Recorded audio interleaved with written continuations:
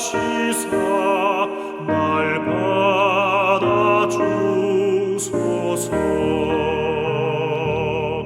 내 모습 이대로 주 받아주소서. 날 위해 돌아가신 주 날 받아주소서.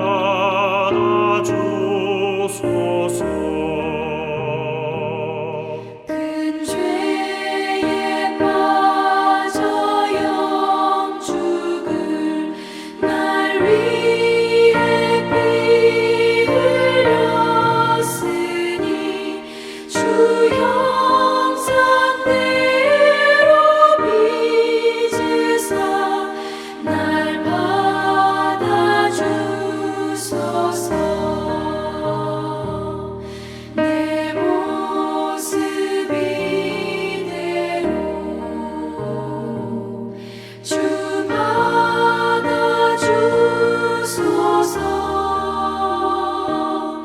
날 위해 돌아가신 주 날 받아주소서.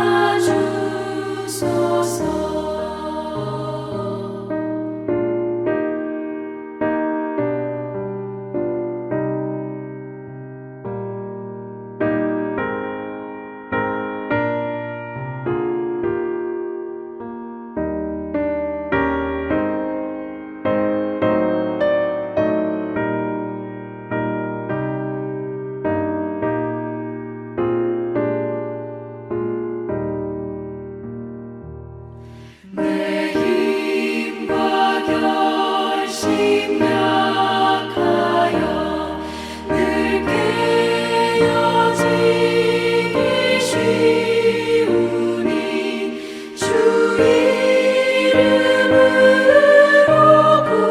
구원해 날 받아주소서. 내 모습 이대로 주 받아주소서.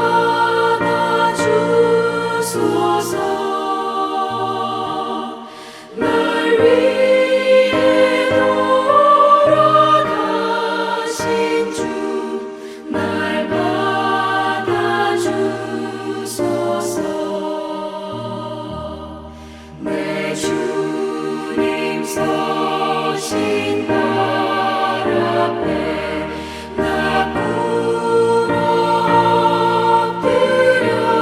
엎드렸으니 그 크신 역사 이루게 날 받아주소서. 내 모습 이대로 주 받아주소서. 날 위해 돌아가신 주 날 받아주소서. 아멘.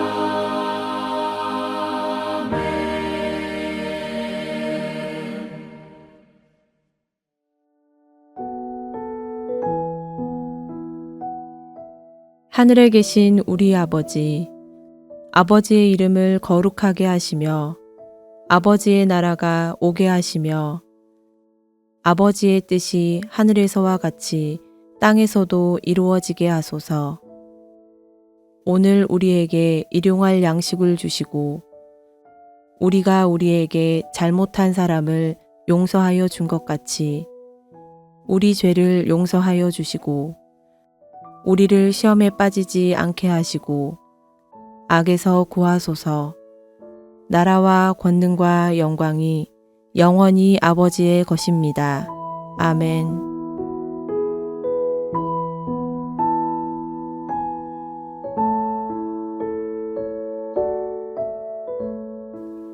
그 후에 예수께서 디베랴 호수에서 또 제자들에게 자기를 나타내셨으니 나타내신 일은 이러하니라.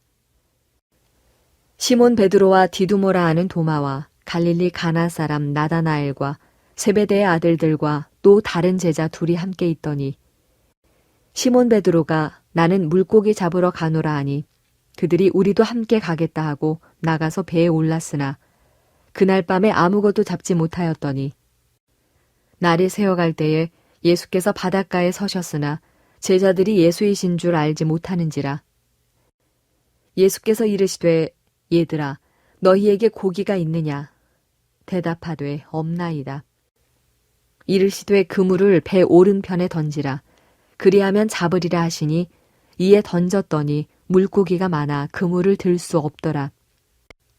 예수께서 사랑하시는 그 제자가 베드로에게 이르되 주님이시라 하니 시몬 베드로가 벗고 있다가 주님이라 하는 말을 듣고 겉옷을 두른 후에 바다로 뛰어내리더라. 다른 제자들은 육지에서 거리가 불과 한 50칸쯤 되므로 작은 배를 타고 물고기 든 그물을 끌고 와서 육지에 올라보니 숯불이 있는데 그 위에 생선이 놓였고 떡도 있더라.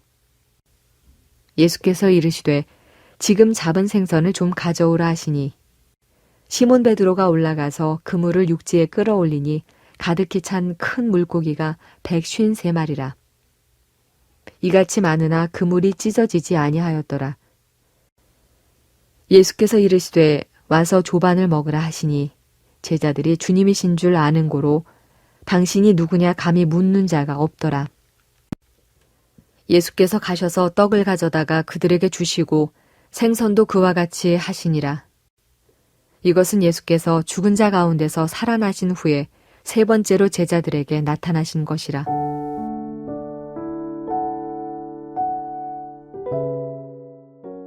요한복음 후반부에서 부활하신 주님은 그동안 믿음이 흔들린 제자들을 친히 찾아주시고 그들의 믿음을 회복시켜 주십니다. 어제 우리는 보고 만지지 않으면 믿지 못하겠다는 도마를 만나 주셨던 예수님의 은혜를 살펴보았습니다. 오늘 부활하신 예수님은 베드로를 찾아오십니다. 알다시피 베드로는 주께서 십자가에 달리시던 밤 3번이나 주님을 부인하며 믿음의 실패를 겪었던 사람입니다. 예수의 증인이 되라는 사명에 실패한 베드로는 제자들과 함께 물고기를 잡으며 하루하루를 보내고 있었습니다. 재밌는 것은 14절에 보면 이번 만남이 부활하신 예수님이 제자들에게 나타나신 세 번째 만남이라는 것입니다. 앞선 두 만남에서 예수님은 베드로에게 어떤 말씀도 해주지 않으셨다는 것입니다. 베드로가 소제자였으니 그리고 가장 처참하게 실패했으니 당연히 베드로부터 찾아오셨어야 할 텐데 앞선 두 번의 만남에서 베드로와는 어떤 시간도 갖지 않으셨던 거죠. 도마를 만나주시고 다른 제자들과는 이런저런 대화를 하시면서도 베드로와는 아무런 말씀도 나누지 않으셨습니다. 어쩌면 베드로의 마음 가운데에는 좌절감과 죄책감이 있지 않았을까요? 그래, 나는 주님 앞에 설 자격도 없는 사람이야. 주님이 날 외면하시는 것은 당연해.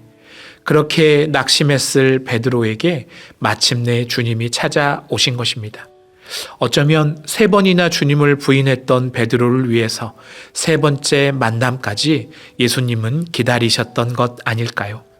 가장 처참한 실패를 겪었기에 가장 정성 들여 회복해 주시려는 주님의 뜻이 여기 담겨 있습니다.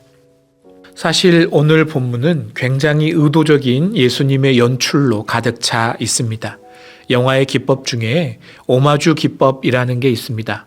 과거 영화의 장면을 가져와서 현대 영화에서 따라하는 기법입니다. 오늘 본문에서 예수님은 마치 영화 감독처럼 베드로의 과거의 기억들을 하나하나 떠올리게 하십니다. 시간 관계상 다 다룰 수는 없으니 가장 중요한 것 하나 살펴보겠습니다. 21장 9절 말씀입니다. 육지에 올라오니 숯불이 있는데 그 위에 생선이 놓였고 떡도 있더라. 아멘. 예수님이 계신 것을 보고 배에서 뛰어내린 베드로가 정신없이 헤엄쳐 도착한 곳에 예수님은 숯불을 피워놓고 제자들을 먹일 생선과 떡을 굽고 계셨습니다. 한번 상상해 보시겠습니까? 추운 이스라엘 밤, 타닥타닥 타오르는 숯불 앞에서 베드로와 예수님이 마주보는 장면을요. 이 장면 어디서 본 것 같지 않으십니까? 아마도 베드로의 기억 속에 절대 잊혀지지 않을 기억일 것입니다.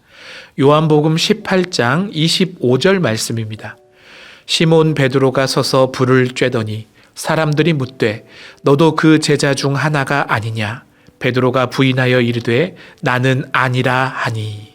아멘. 바로 베드로가 예수님을 3번이나 부인하던 그 처참한 실패의 밤에도 숯불이 피워져 있었습니다. 복음서의 모든 본문은 그날에 베드로 앞에 불이 피워져 있었다고 정확하게 기록하고 있습니다. 예수님이 재판을 받던 춥고 어두운 밤, 베드로는 그 숯불 앞에서 두려움에 사로잡혀 나는 예수를 모른다고 예수님을 저주하며 부인했습니다. 베드로의 인생의 가장 큰 실패를 상징하는 바로 그 숯불 앞으로 예수님은 베드로를 초대하신 것입니다.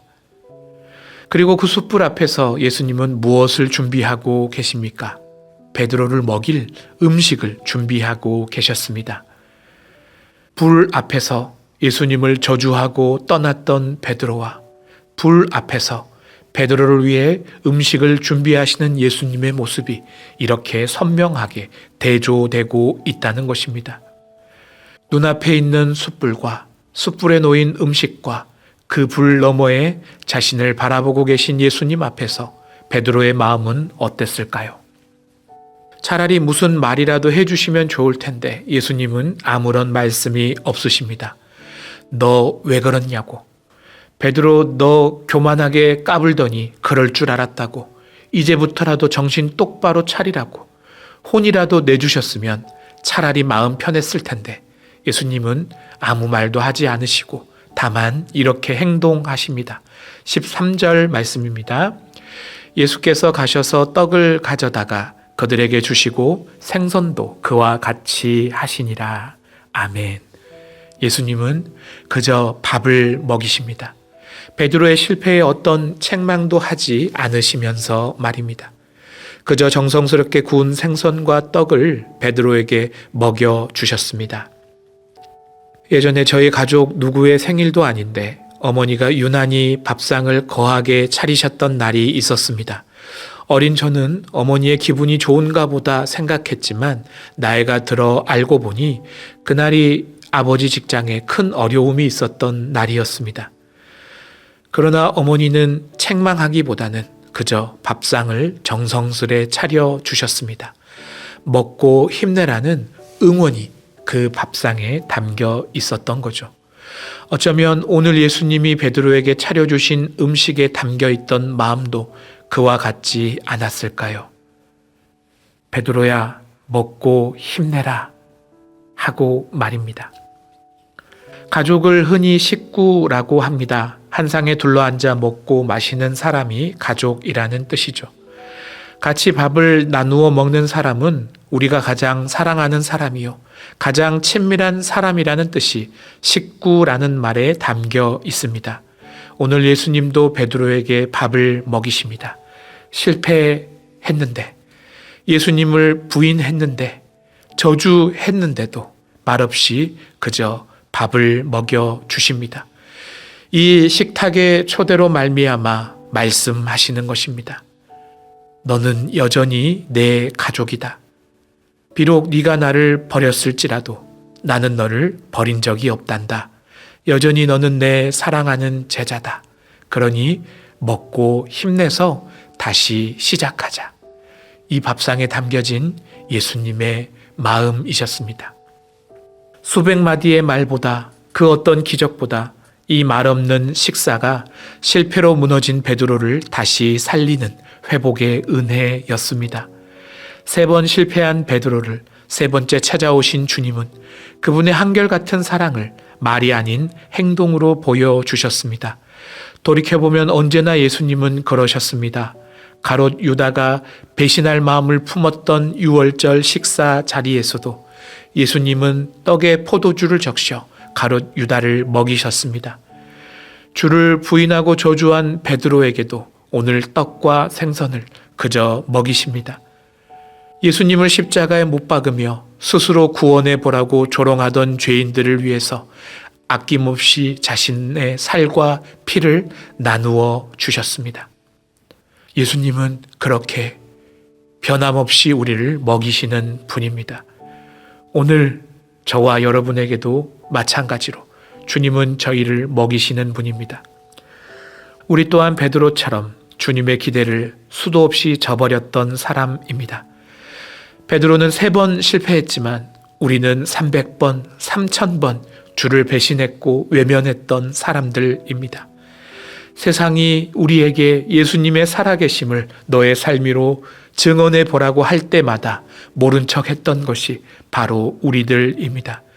그러나 주님은 그런 우리를 변함없이 돌보시고 먹이십니다. 그런 죄인인 우리들을 향해서도 거룩한 성찬의 식탁은 여전히 허락되어서 우리는 그분의 살과 피를 먹고 마시며 구원의 감격을 누릴 수 있습니다.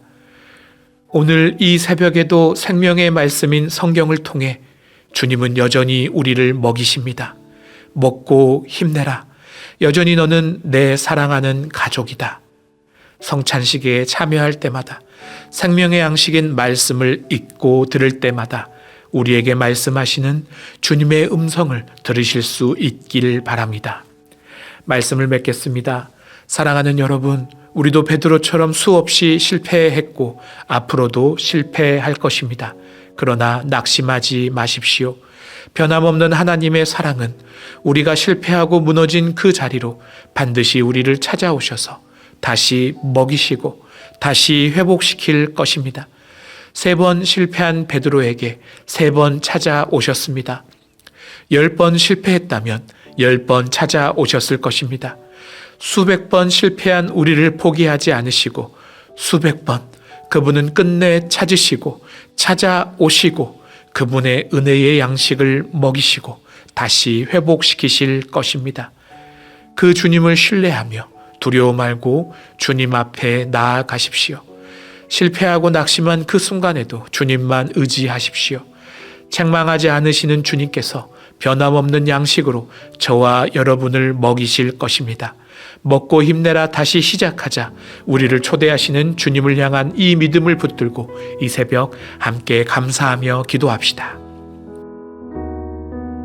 사랑하는 주님, 실패한 베드로에게 찾아오셔서 밥을 먹이시고 다시 회복시켜 주신 그 은혜가 오늘 우리를 향해서도 여전히 주어지고 있음에 감사하며 고백합니다. 베드로보다 훨씬 더 실패한 우리가 여전히 주님의 성찬의 식탁에서 당신의 살과 피를 먹고 마실 수 있음에 감사를 드립니다. 수없이 주님을 배신한 우리가 이 새벽에도 여전히 생명의 만나인 말씀을 먹고 마실 수 있음에 감사를 드립니다. 은혜입니다. 이 한량없는 은혜를 늘 기억하며 믿음이 연약해지고 때로 넘어질지라도 여전히 우리를 찾아와 먹이시고 먹고 힘내라 말씀하시는 주님의 사랑을 붙들고 다시 사명의 자리로 일어나게 하옵소서. 감사드리며 예수님 이름으로 기도드립니다. 아멘. 계속해서 더 깊은 기도와 말씀을 이어가시기 바랍니다.